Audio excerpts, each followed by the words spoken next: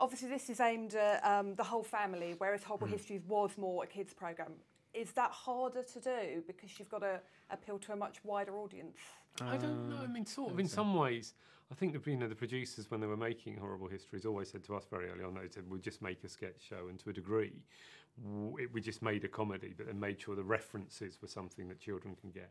The main difference was that was so factually based, and it's primarily sort of, an educational show that uses comedy to deliver those facts, whereas this was sort of kind of freeing us of that constraint, I suppose, in that it was just the only constraint we had was what's the funniest thing you can think of. The backdrop to this film is historical, but what's happening in the story is just ridiculous. But did you kind of in the back of your mind think, oh, we can only go this far, there's only we can't do this, it's too risque, because there might be children watching? Well, yes, but I mean, this whole scripting process takes such a long time, and also I think now we've developed quite a good sort of inbuilt line where you just go, we can't do that.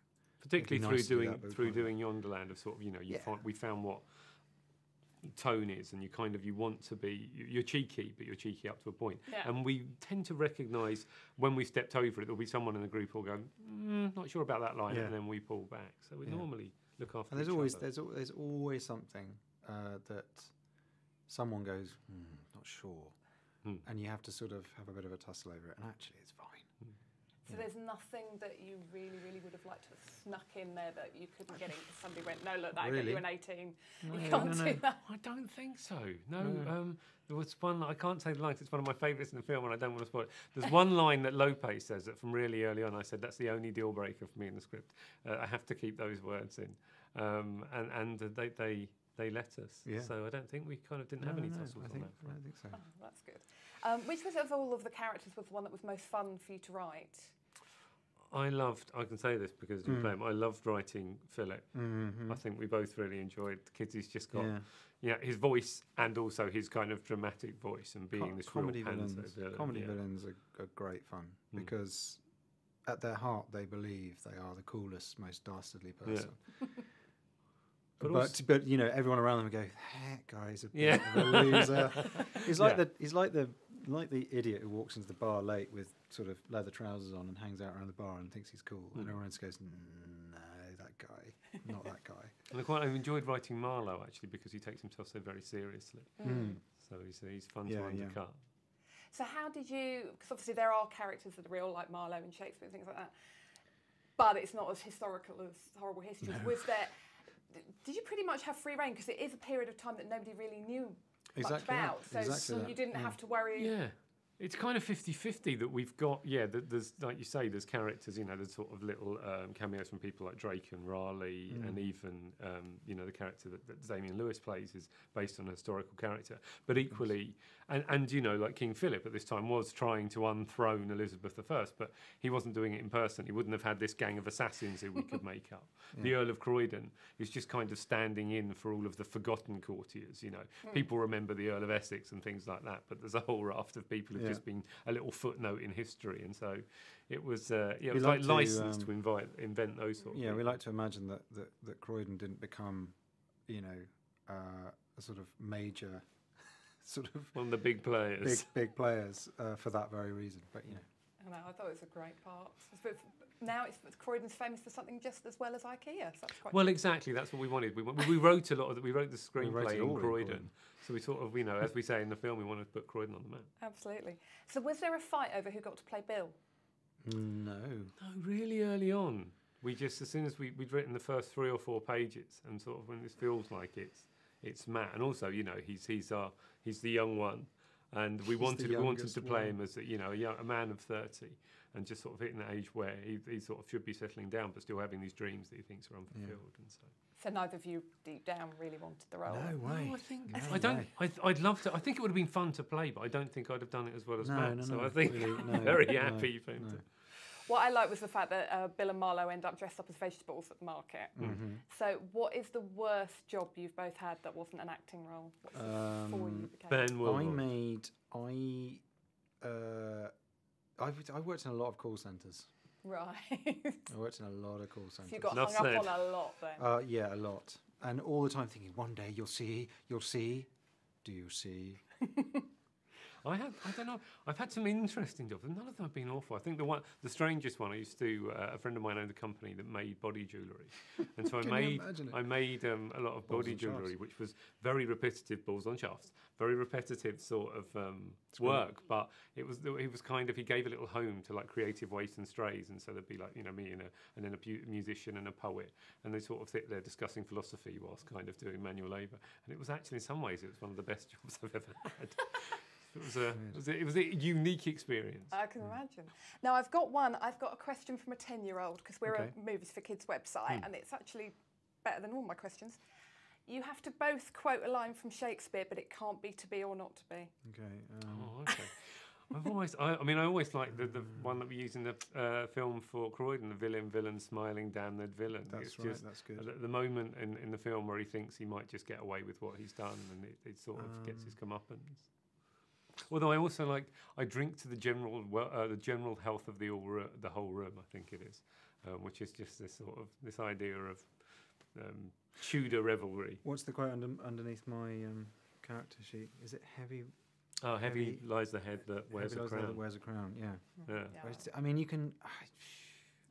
you can just find it's a treasure trove. It is. It's just amazing. Everything we tried to, when we were looking at, we've got these little character posters, and we were thinking about doing all these clever little slogans and things, and every time you sort of look into Shakespeare and go, I wonder if he said something that you always find a line that's better than anything you can come up with. Ever. You know, so now you would be like the best pub quiz team, you guys. Would we'd be a bit better. My memory's so terrible. Even the things I've learned, I forget. But we'd make a good pointless team. If they invited us on. You would, and it'd be embarrassing if you weren't. Wouldn't it? That's true. Can you imagine? Would it? Right. Well, first question. So Bill and Marlo end up walking around dressed as vegetables. So what I want to know is, what is the worst job you had that isn't an acting job before you? I worked in a call centre that specialised in inheritance tax mitigation. So, and I just have to stress that everyone there was very nice. But I had to ring people and remind them of their impending death, and have they set aside any mitigation policies for their assets. Yeah, it's really good experience for your later career. I suppose I learned a bit about inheritance tax. I suppose Yeah, that's mine. I drove electric vans for a bit, but it was quite a while ago. It was sort of the 90s. Remember the 90s? I'm afraid I do. It was the 90s when electric vans were... I was going to say, did they work then? Well, exactly. They didn't go very far, so I would deliver in electric vans. That was its thing, green delivery. And I would go and deliver flowers, but generally I'd get about 2 miles from the depot and I'd have to go back and charge it up.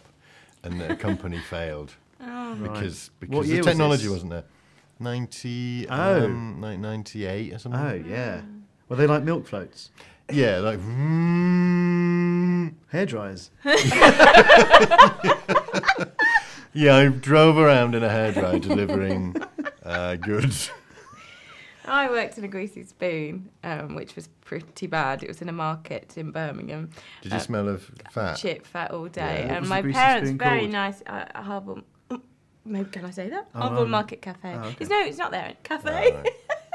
Cafe, rather. And my parents kindly said that they come for breakfast, and then sort of looked at it and thought, well, we'll just have a cup of tea, shall we? So it was pretty grim, but yeah. Full experience, though, isn't exactly. it? One thing, I've got a question from a 10-year-old, because I thought they'd come up with a better one than me. Yeah. Right. And their question is that you've each got to quote a line from Shakespeare, but you can't do to be or not to be. Don't you just love kids? Yes. Okay. Never, never, never, never, never. King Lear. Shall I compare thee to a summer's day? Yeah. And I forsooth in lie, I that have been love's whip.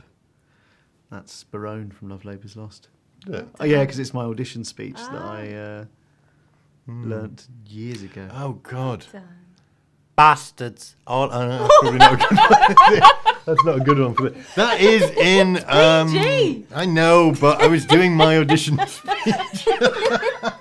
Which is Edmund You've from... answered it. Edmund... Edmund from King Lear. And no one had already answered it. But he does a speech about having no father, not knowing his. That word's still a out of PG. wedlock. It's only when you It get is, further exactly, it becomes yeah. a 12 or a 15. It's an It's the official voice. born out of wedlock. Is that your That's all you Shakespeare meant. voice? Bastard, yes. By it the is, yeah. pricking of By my the thumbs. pricking of my thumbs, something rotten this way comes. Do you think now then, with all these facts that you've got from, well, not so much from this one because I know it's not so factual, but from Horrible Histories, you just make a killer pub quiz team now?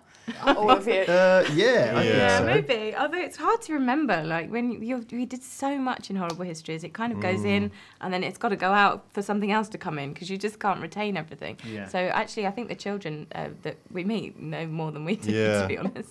Yeah. Do the kids come up and ask you stuff and then you're like, Yeah. Yes, Yeah. totally. They remember sort of individual sketches that we did sort of 6 years ago. Yeah, they do. And you have to think back. And when you think back to it, it was an afternoon or it was sort of 10 to 7 in the evening. And we did it in 10 minutes. So, yeah, it's just we just did so much stuff in that show. The Kings and Queens song is quite useful for because apart from Did you learn that, Simon? I learned the first Yeah. bit that I had to Just sing, didn't- yeah. and then just mouthed along to the rest of it like I usually like I did with everything else. William. Na, na, na, na, na, na. Bam, bam, bam, bam, bam, bam, bam, bam. so maybe not the best pub quiz team. No, I wouldn't rely No, on it. that's Actually, yeah. I mean, with this, you've all got multiple roles. Have you each got a favourite that you played in the film that you've enjoyed most? My favourite is probably Marlowe, the principal character that I play. But for fun, I enjoyed playing Grubby Man too. Who a lot of the stuff in that scene was cut actually, but because it's quite a dark scene. It's when Anne's about to be mugged in a sort of alleyway, and Croydon and Ian come to the rescue. So yeah, that was the part. That was an enjoyable part. Grubby Man. Grubby Man What, too, mugging me. Yeah. mugging you, but it was Yeah. mostly the voice, wasn't it? Yeah. Looks like some little Yeah. bird. Yeah. Oh, I learned this. So would you have that on your CV now? You know, you Grubby have Man Marlowe too. and Grubby Man Yeah. too. Yeah. Oh yeah. Every part I've played in Horrible Histories is on my CV. That must be No, a it's very. not. I was going to say it'd be like pages. Can you imagine?